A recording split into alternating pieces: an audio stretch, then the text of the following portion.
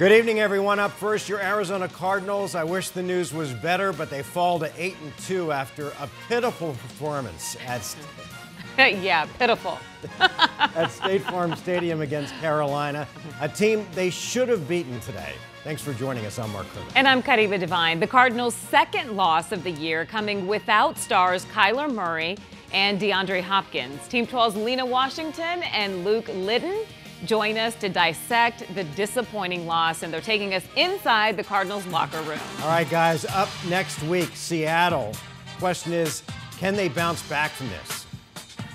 Well, we certainly hope so, Mark. Thank you guys very much, and a very special welcome to the newest member of the 12 Sports team, Luke Lyddon, another local product and former Chaparral Firebird. And Luke, unfortunately, your debut comes on the heels of the worst Cardinals performance of the season. No pressure, but they were dominated in every phase of the game today by the Carolina Panthers. Yeah, it really wasn't great. I'm, of course, very happy to be here. I'll say that first. But it's hard not to feel like I'm kind of a bad luck charm. It felt like the Panthers were the 8-1 team today, while the Cardinals seem to be the opposite. We'll break down the many reasons why Arizona just could not get the job done. And Bird Gang, we know you're going to be vocal tonight, so your opinions matter in this show. Of course, we want you to text us at 602-444-1212. Let us know your name, where you're from. We'll read through some of your messages coming up in just a bit. But first, let's get to some of the headlines from today's brutal loss to the Panthers.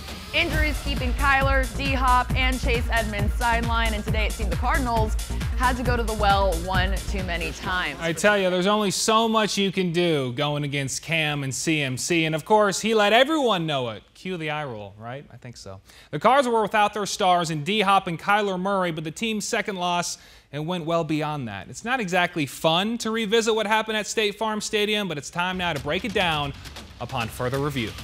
Guys, I think the biggest thing today is when you look at this defense, once again, somebody takes that blueprint on how to beat this team and runs it right through a T. We talked about this a few weeks ago after they lost to the Packers. If they run those sideways plays and get that defense going sideline to sidelines, all of a sudden those running lanes open up. And once again, another team takes advantage of that. Got to clean that up moving forward.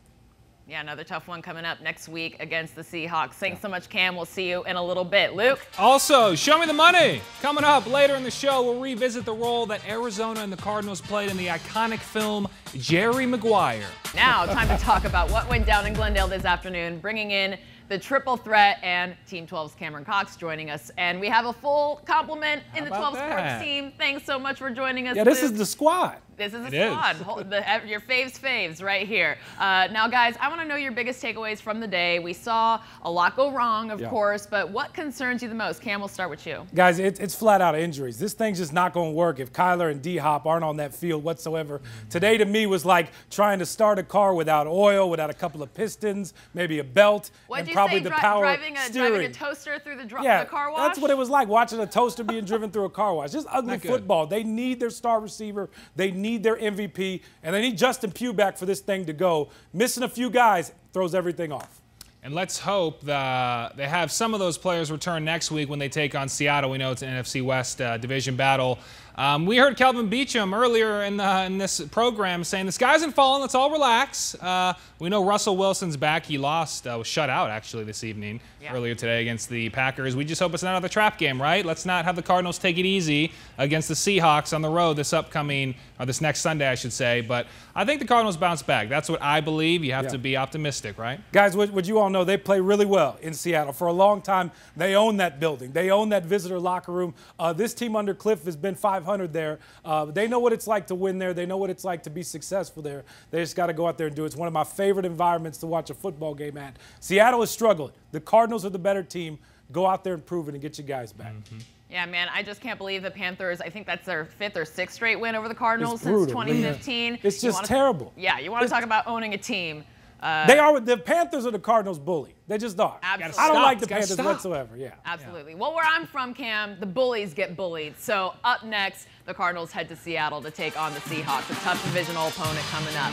And welcome back. Now, Luke, you might not remember this because you were so young, but back in 1996, a romantic comedy came out centered around our very own Arizona Cardinals. Yeah, I had to go back in the archives for that one. I was only a few years old when it came out, but that's besides the point. Sure. If you're talking about the exploits of fictional Cardinals receiver Rod Tidwell, It's got to be about Jerry Maguire. That's right. The Cardinals went Hollywood in the mid-90s, and that is the subject of tonight's folk tales.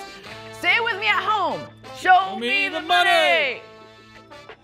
Show me the money. I love it. Okay, Cards fans, this is a safe space, and it's time to sound off. Just go ahead and text us now at 602-444-1212. Let us know how you're feeling after today's game. Tell us your name and where you're from to join us in the conversation.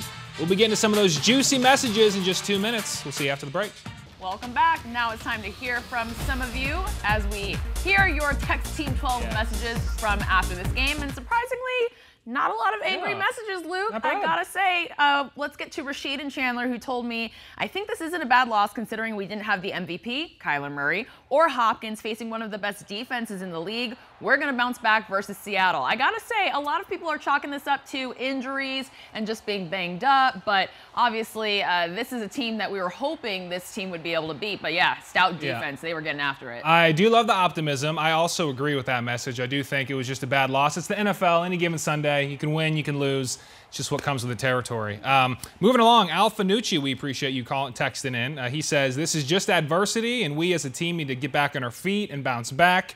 We should be okay, but we need to stay focused. I agree with that. I just wish there was more energy. Cam Newton comes in the building, has so much energy, gets this team riled up, and then on the other end, Cardinals just were flat the whole way through. Yeah, they've come out slow in these last couple of games, but hopefully when they get Kyler back to health and A.J. Green and all the other offensive weapons back in action, we should hopefully see a little bit more energy. Carl from Scottsdale finally feeling down about the loss, of course, but maybe we can look at it as a wake-up call. Get right game, maybe. Better to have a game like this in the regular season than the playoffs. And absolutely, you are right, Carl. And boy, do we know about this Carolina Panthers team doing the Cardinals dirty in the playoffs. But let's hope that they can first make it to the postseason in that win-or-go-home tournament. What does Kendrick Lamar say? Sit down, be humble? Be humble. Just humble yourselves a little bit. It's okay. It's a loss. They're 8-2. They have plenty of season left. They're in a good position. Let's just hope they retake that #1 seed in the NFC over time over the Packers, who just retook it this weekend. Oh, man, yeah. We would love to see that because